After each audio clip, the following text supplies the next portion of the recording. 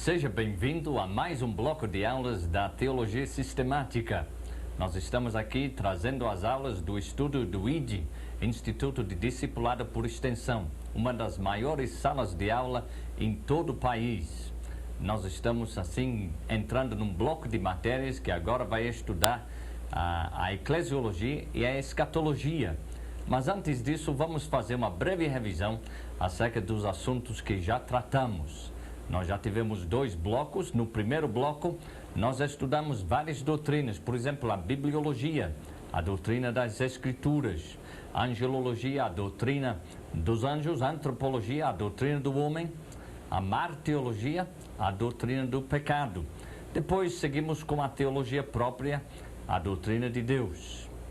No segundo bloco, os nossos assuntos foram 3. Estudamos a cristologia, a doutrina de Cristo, seguido pela soteriologia, a doutrina da salvação, e ultimamente nós estudamos pneumatologia, a doutrina do Espírito Santo. Eu espero que isso tenha trazido bastante enriquecimento para a sua vida espiritual, que tenha aprendido muito. Mas agora nós temos 2 assuntos bem palpitantes. Como eu mencionei, o primeiro desses assuntos é eclesiologia, a doutrina da igreja, e o segundo é escatologia, a doutrina das últimas coisas. A eclesiologia vai ser dividida em 2 partes, 4 aulas para cada parte. Na primeira parte, a parte teórica, nós estaremos estudando a natureza, depois a estrutura, depois as ordenanças e finalmente a vocação da igreja. A segunda parte trata do funcionamento da igreja como corpo de Cristo e vai trazer estudos sobre os dons espirituais, que são, de fato, a nossa capacitação para ministério, tanto dentro da igreja como fora da igreja, como aqueles que foram enviados por Cristo. Agora, quando nós chegamos no assunto da escatologia, com certeza você gostaria de saber quais são os assuntos que serão tratados. Então, hoje eu menciono quais são. São 5 assuntos. A primeira aula vai ser dedicada à segunda vinda de Cristo. A segunda aula, o dia de juízo. A terceira aula trata da divina retribuição, que trata do assunto de galardões e também punições. A quarta aula vai estudar Israel na perspectiva profética. E a última aula, que não é só a última aula deste bloco, mas de toda parte da teologia sistemática, a última aula vai tratar do estado intermediário e final do ser humano. Estaremos tratando de assuntos como a morte, o estado incorpóreo do ser humano, isto é, aquele tempo em que ele está sem o seu corpo, depois da sua ressurreição, transformação e a vida humana durante e depois do milênio. Então, muitos assuntos que trazem bastante antecipação para a nossa vida espiritual.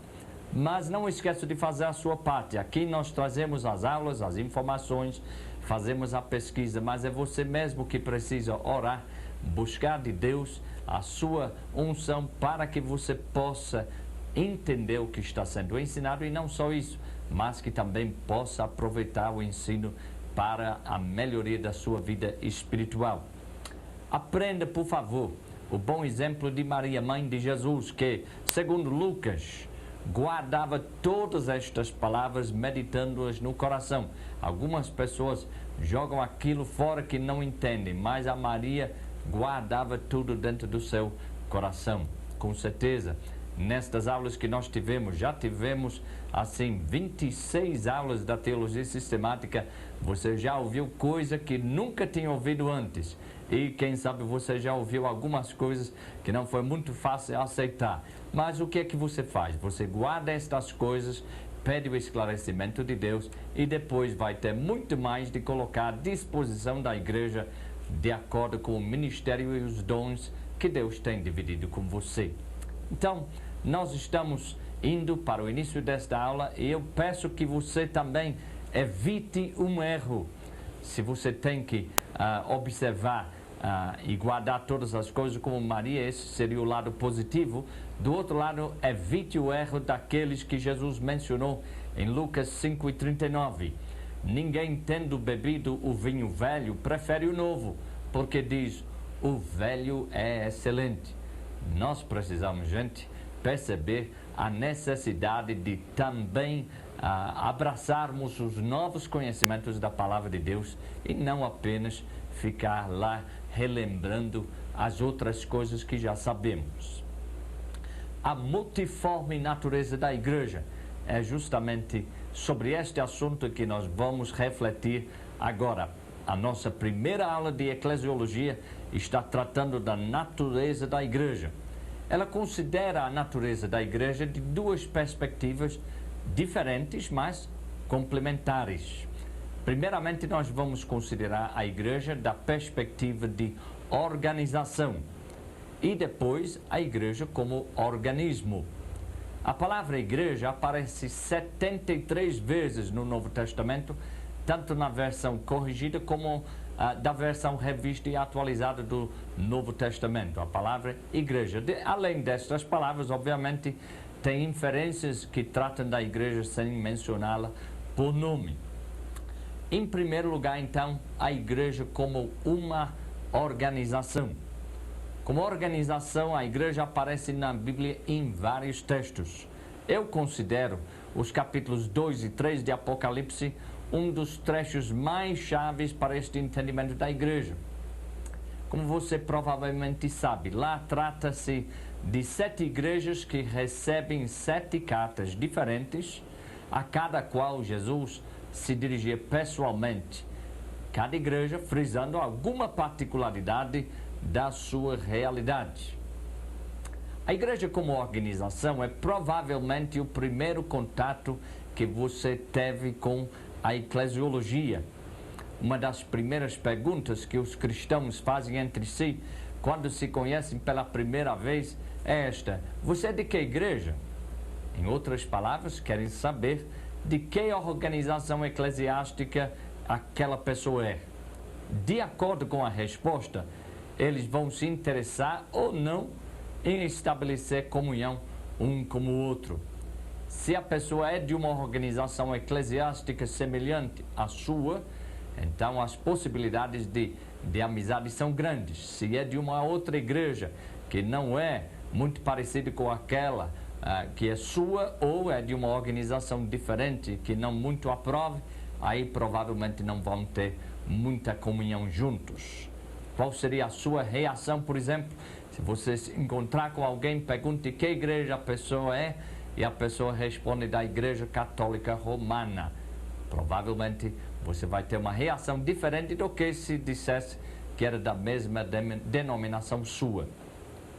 Mas se a igreja é a organização, e ela é, também é um organismo. E a segunda perspectiva da eclesiologia é aquela que enxerga a igreja deste ponto de vista. Às vezes nós usamos uma letra maiúscula quando nós falamos assim da igreja como organismo, porque é universal, é maior do que a organização eclesiástica particular a que você pertence ou até a minha igreja.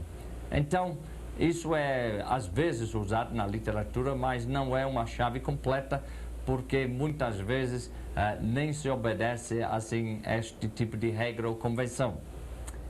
A igreja como organismo aparece em vários trechos das Escrituras.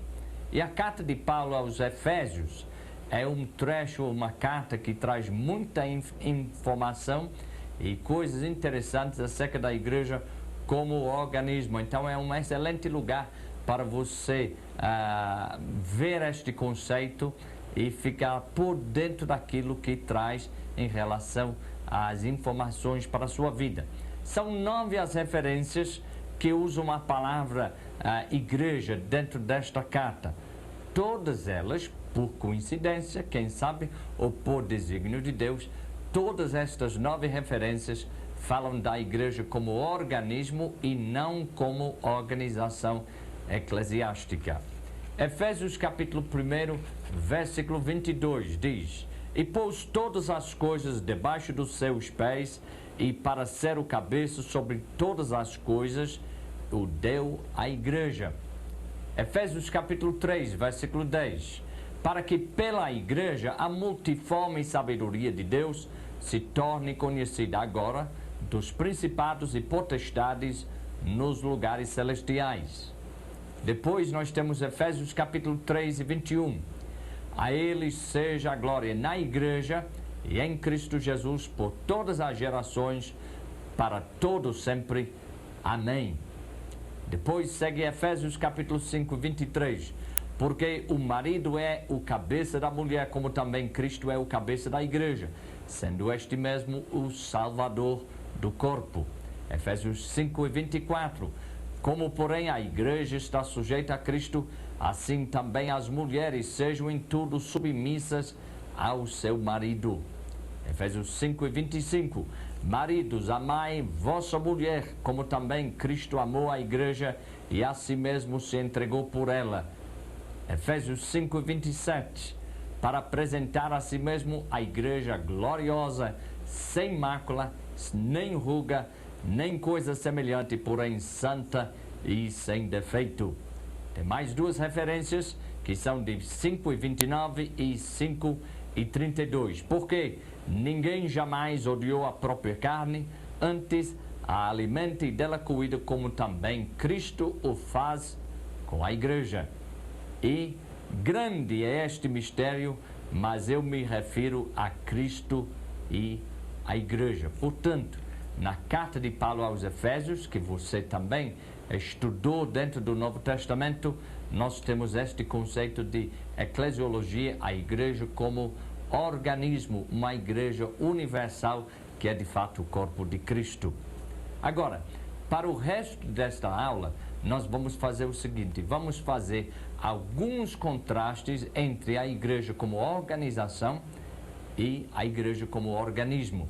E você pode ver no seu livro-texto lá que nós temos 5 diferenças que estaremos tratando. Primeiramente, como organização, podemos dizer que a igreja é visível, é local, é humana, é temporária e é imperfeita. Talvez você não gostou de uma ou outra destas colocações, mas são todas elas verdadeiras. Do outro lado, a igreja como organismo é invisível, é universal, é divina, é perpétua e é perfeita. Portanto, nós podemos ver que há grandes diferenças a serem percebidas em relação à igreja. A igreja como organização é uma coisa, a igreja como organismo já é outra coisa. Depois desta aula você vai ter assim um conceito muito mais amplo da eclesiologia, como também você vai ter condições de explorar o assunto ainda mais e perceber outras diferenças que não vamos poder frisar todas elas aqui hoje com certeza. Vamos agora para a primeira diferença, o primeiro contraste. A igreja como organização é visível, mas a igreja como organismo é invisível. De um lado a igreja é visível, do outro lado a igreja é invisível. Como é isso? Bom, a parte mais fácil de constatar é a visibilidade da igreja. Em alguns países como o Brasil, podemos pensar no lugar físico onde um grupo de pessoas se reúnem para os cultos. Eu digo aqui no Brasil porque não é em todo mundo que a igreja se reúne em templos especiais. Quando alguém pergunta a você onde fica a tua igreja, você responde facilmente. Você vai dar o nome da rua, o bairro onde fica e assim por diante. Agora, imagine se uma pessoa dissesse: aonde é que fica a igreja? E você dissesse: eu não sei, porque a igreja é invisível.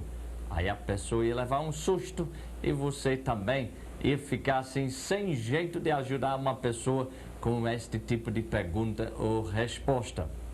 Mas alguns outros aspectos da igreja visível precisam maiores explicações. A questão do templo é mais fácil. Mas vamos pensar em outras coisas que surgem dentro desta categoria da visibilidade da igreja. É a igreja como organização que é visível. Por exemplo, nós podemos pensar em termos do seu patrimônio de modo geral, seu patrimônio físico. Aí cabe todas as suas construções, os móveis dentro dos templos, gabinetes, escritórios, escolas, hospitais e assim que estão associados à igreja, instrumentos, veículos, telefones. Quem sabe a tua igreja tem até uma biblioteca. Seria um aspecto. Depois nós podemos ir para outra mais interessante ainda, que são seus símbolos. A sua igreja tem símbolo? Provavelmente que tem. Tem bandeira, brasão, chancela, papel timbrado, cartões de membros, credenciais para a liderança. Também, como parte dos nossos símbolos, a parte não física, nós também temos aquelas saudações convencionadas entre nós. Por exemplo, aqui no Brasil, na Assembleia de Deus, nós nos conhecemos assim, com a seguinte saudação: a paz do Senhor aos irmãos. Ou, se é num culto evangelístico, pode ser assim acrescentado ainda a seguinte frase: e uma boa noite de salvação para os ouvintes ou os amigos. Além disso, nós temos outros aspectos, 3 aspectos que tratam ainda da igreja visível, que é a igreja como organização. Por exemplo, dentro do seu patrimônio não físico, nós temos a sua herança doutrinária e cultural. Lá nós lembramos assim, por exemplo, das experiências formativas e marcantes que construíram a sua história. A segunda coisa que ainda destaco seriam seus estatutos e regimentos, que expressam seus padrões de doutrina e as suas preferências culturais. E, finalmente, nós falamos dos membros e congregados, sua liderança, tanto passado como do presente. Todas estas coisas tratam da primeira questão da igreja como a igreja como organização, a igreja visível, ou a visibilidade da igreja. Mas a igreja não é apenas organização, é também organismo. Então, como é que fica esta questão em relação a este aspecto? De um lado é visível, do outro lado é invisível. O que nós podemos mencionar agora é, primeiro, o óbvio. Isto é, a igreja invisível não tem nada disso, porque fossem invisíveis estas coisas, aí seria parte da igreja como organização. Mas, como organismo, a igreja é uma união mística de todos aqueles que são salvos em Jesus Cristo. Quando você pensa acerca do povo de Deus, congregado lá no céu, depois de todo o drama de salvação se completar, você consegue imaginar que haverá pessoas lá que não pertenceram à sua denominação ou à sua organização eclesiástica? Eu espero que sim. Agora, tente imaginar onde se encontram estas pessoas hoje. Talvez naquela pequena congregação que você passa a caminho para a sua igreja. Talvez naquela denominação que ofende você um pouco hoje.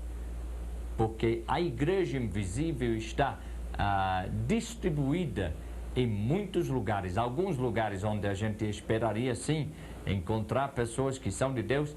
E eu creio que até em outros lugares onde nós nunca poderíamos imaginar. Foi justamente este o susto que levou a igreja primitiva quando descobriu que Deus tinha um povo entre os gentios.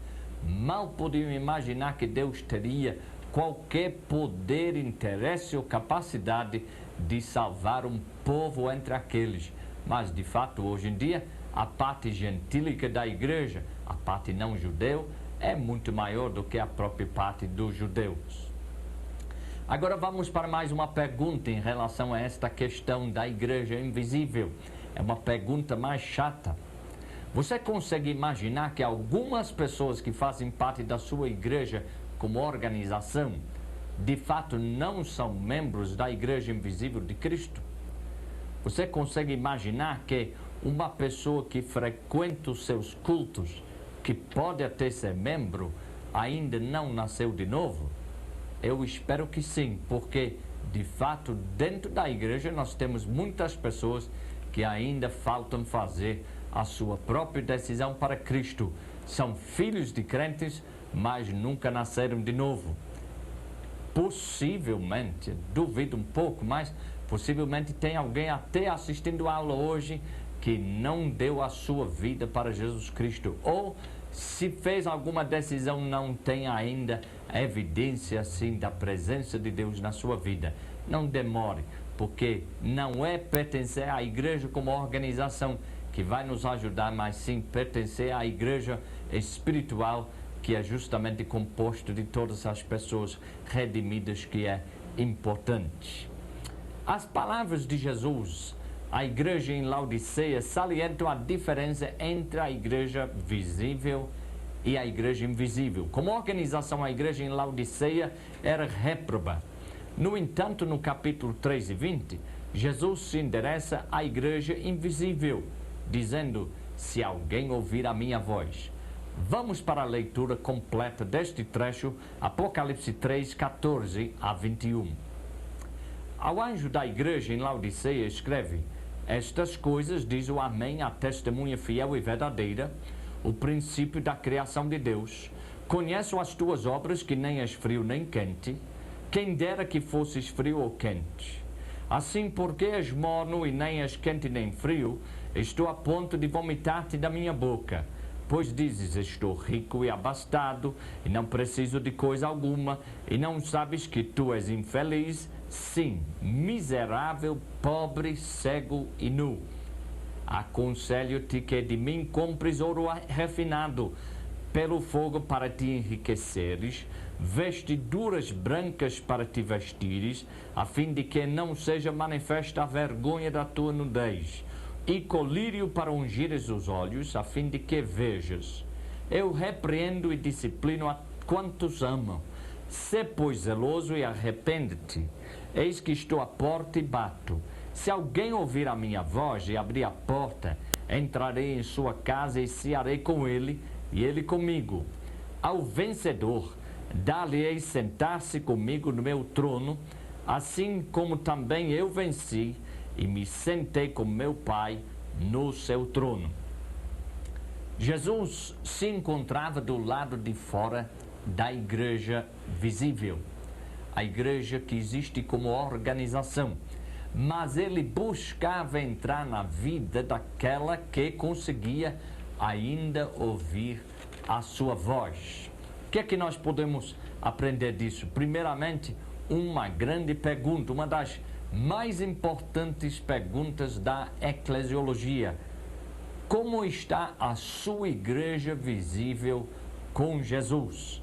Ele está do lado de dentro ou ele está do lado de fora? A organização está reprovada ou é aprovada? A maioria está em comunhão com Jesus ou não está? É triste ver como uma igreja, como organização, pode se enganar. Veja, a igreja de Laodiceia se dizia rica, abastada, faltando coisa alguma. Mas Jesus havia de forma contrária. Jesus dizia que aquela igreja, aquela organização, nós poderíamos dizer hoje, aquela denominação era miserável, pobre, cego e nu. Terminamos aqui essa primeira parte em relação à igreja visível e à igreja invisível. Vamos agora para a segunda diferença. Nós dizemos que de um lado a igreja é local, do outro lado ela é universal. Não precisamos passar tanto tempo trabalhando este conceito, mas também não devemos ignorar este fato. Isto é, de um lado, como organização, a igreja é local e do outro lado é universal. Todos estes conceitos, local, universal, estão baseados em conceitos geográficos. E mesmo que a sua igreja tenha trabalhos na cidade onde você mora, no estado todo, até dentro do país, e alguns trabalhos fora, assim, nas outras partes do mundo, nem por isso foge ou deixa de ser uma igreja local, porque está bastante limitada na sua manifestação geográfica. Mas a igreja universal, a igreja como organismo, está em toda parte, graças a Deus por isso. Até em lugares onde não há organização eclesiástica, ainda é possível achar a igreja do Senhor, porque não precisa uma organização para que uma pessoa chegue aos pés de Jesus e aceite a Jesus Cristo como seu Salvador. Agora, somente a igreja como organismo é universal, como nós falamos. Ela junta todos os remendos de todos os países, povos, línguas e tribos, e estes se encontrarão juntos lá no céu quando terminar todo este drama da salvação. Lá a igreja invisível se tornará a igreja visível. E a igreja visível que hoje é, vai desaparecer. João o apóstolo escreveu acerca destes fatos em Apocalipse 7, versículo 9. Escuta a palavra de Deus. Depois destas coisas, vi e eis grande multidão que ninguém podia enumerar, de todas as nações, tribos, povos e línguas, em pé diante do trono e diante do Cordeiro, vestidos de vestiduras brancas, com palmas nas mãos. Se lembra daquelas vestiduras brancas que Jesus aconselhava aquele que ouvia a sua voz na igreja de Laodiceia comprar? Pois esta igreja, a igreja universal, toda ela é vestida, bem vestida, porque de fato é salva em Cristo Jesus. Quais são as grandes lições que precisamos tirar da diferença entre a igreja local e a universal? Bom, são várias, mas aqui eu quero frisar duas delas. Primeira, a nossa igreja, por maior que seja, é pequena em relação à igreja do Senhor Jesus. Isto é, não importa quantos templos tem, quantos membros tem no país ou ao redor do mundo, é muito pequena essa igreja em relação ao tamanho da igreja do nosso Senhor e Salvador Jesus Cristo, isto é, a igreja como organismo. Segundo, como membros de uma igreja local, nunca devemos nos esquecer da importância de sermos também membros da igreja universal. Devemos nos esforçar não apenas a favor da nossa igreja ou a nossa denominação, mas sim a favor de toda a igreja do Senhor em todo o mundo. Quando oramos para o crescimento da igreja, não devemos limitar esta oração à questão do crescimento da nossa igreja como organização, mas devemos estar buscando a Deus o crescimento da igreja do Senhor Jesus Cristo. Vamos lembrar que Jesus está edificando a sua igreja e não a nossa. E as duas coisas têm algo em comum, mas também, como nós estamos vendo, são bastante distintas. Vamos agora para a terceira diferença. A igreja como organização é uma instituição humana, mas como organismo é alguma criação de Deus. A sua origem vem de Deus. Com certeza, nessa altura, você já está se acostumando a esta maneira de estudar e distinguir as duas igrejas. A organização é muito familiar para nós e os conceitos também da igreja como organismo não são difíceis de entender. Agora, admitir que a igreja como instituição é uma organização, uma estrutura humana, não quer dizer que Deus não se envolveu na sua fundação, isto é, que surgiu simplesmente por uma vontade própria de algum ser humano. Não. Muitos homens de Deus têm respondido a uma chamada direta de Deus para fundar uma igreja e com excelentes resultados para o reino de Deus. No entanto, o que isso quer dizer é que Deus não deu todos os regulamentos ou os coordenados para aquele trabalho.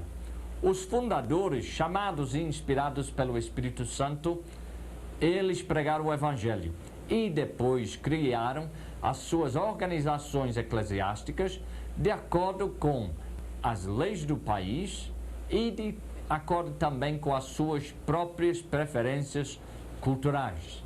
Não tem nada errado com isso, graças a Deus. Agora, torna-se problemático, como eu menciono aí no seu livro, torna-se problemático, porém, se alguém imaginar que todos os costumes da sua igreja vieram de Deus. Obviamente isso não pode ser o caso, esse não pode ser o caso, porque até mesmo nas mesmas denominações, na denominação, há diferenças e divergências. Por exemplo, aqui no Brasil, a Assembleia de Deus, a que pertenço, nós temos várias diferenças culturais. Todas as igrejas são oriundas do mesmo trabalho, mas depois cada qual foi crescendo um pouquinho diferente. Estas anormalidades não devem assustar você, isto é, a diferença entre uma igreja e outra igreja, uma diferença entre uma congregação da sua igreja e uma outra congregação não deve assustar você. Faça a verificação agora. Olhe ao redor de você na sala de aula. Sim, pode deixar a televisão por um minuto, olhe ao redor de você para você enxergar uma coisa. Na sala de aula, junto com vocês, estão seus irmãos, cada um vestindo uma roupa diferente, com cores e estilos diferentes. No restaurante, um pede bife, outro pede peixe. Cada um pinta a sua casa de uma cor diferente. Se tiver carro próprio, cada um demonstra a sua individualidade na compra do mesmo. Agora, todas estas diferenças não são problemáticas. Somente torna-se problemática se você vai insistir que todo mundo que é crente tem que comer bife e não pode comer peixe. Todo mundo que é crente tem que usar azul, não pode usar vermelho e assim por diante. Agora, quando nós falamos da igreja como organismo, nós estamos falando da criação de Deus e todos os membros desta igreja como organismo têm as mesmas características filiais, isto é, de filhos de Deus. Todos nasceram do Espírito Santo e este testifica a cada um que é filho de Deus, co-herdeiro com Jesus Cristo e que tem uma cidadania estrangeira. Não somos mais desta terra, somos um povo cuja cidadania está nos céus.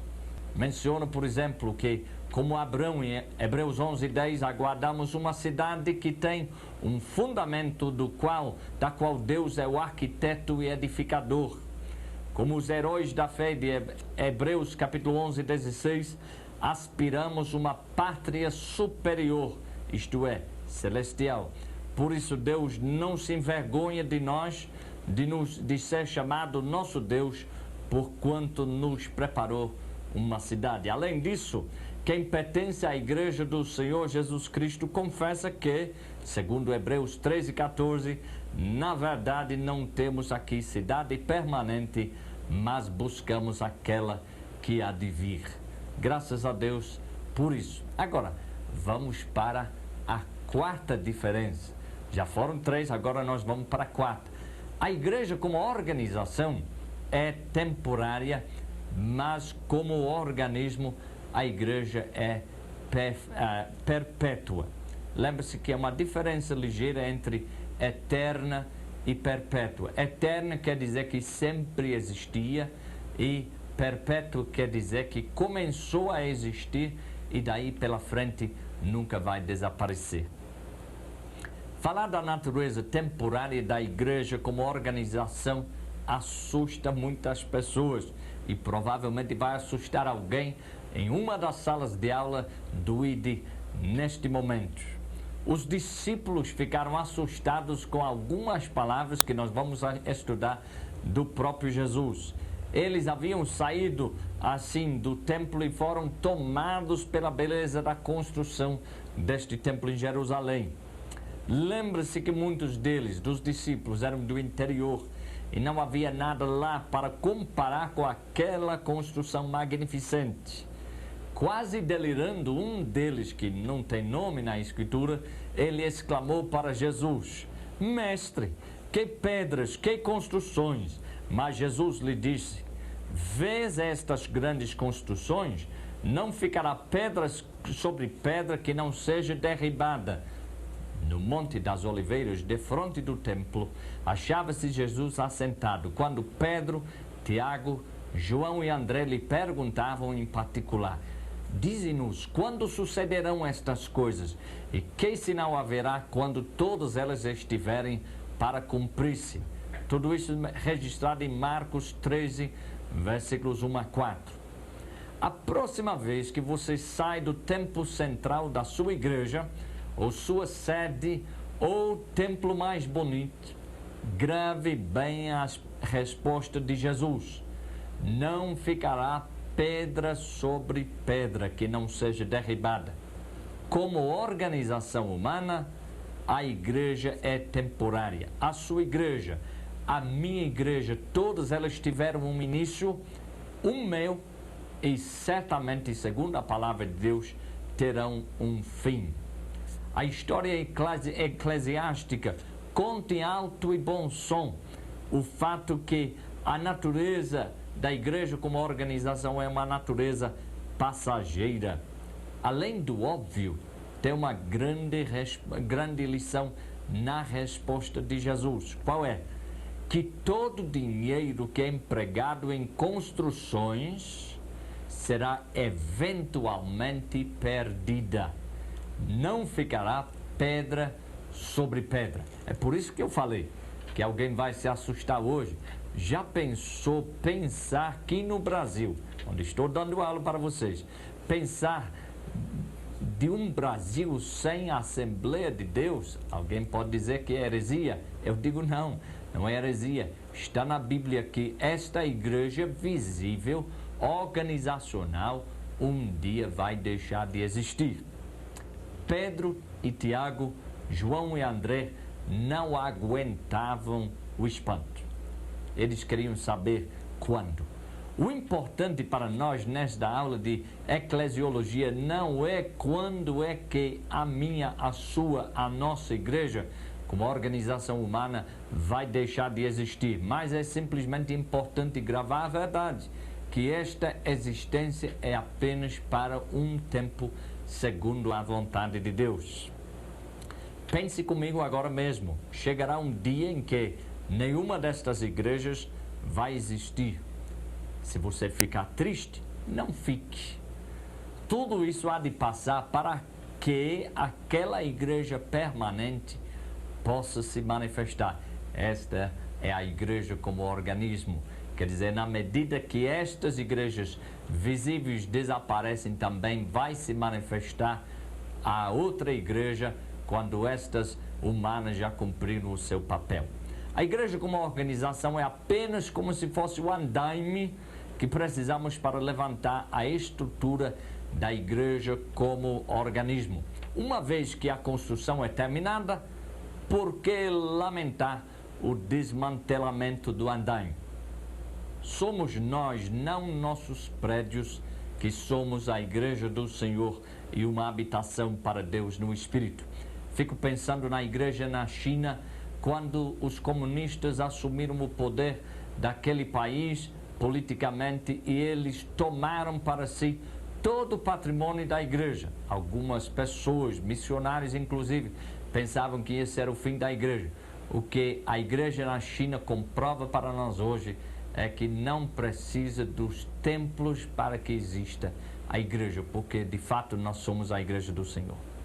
Nós temos mais um assunto agora para terminarmos a nossa aula e é justamente a questão da diferença entre a igreja como organização sendo imperfeita e como organismo sendo perfeito. Então, como organização, qualquer igreja, a minha, a tua, a nossa, toda ela é imperfeita.